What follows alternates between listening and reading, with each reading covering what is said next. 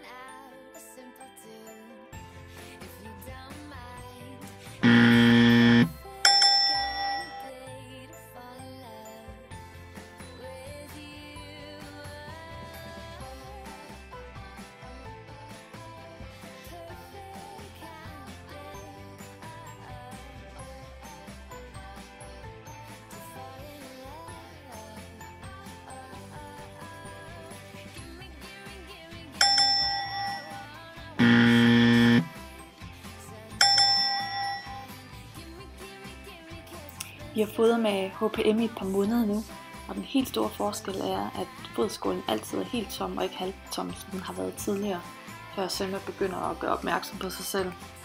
Og så har vi altså også fået en helt lille mere ro om natten.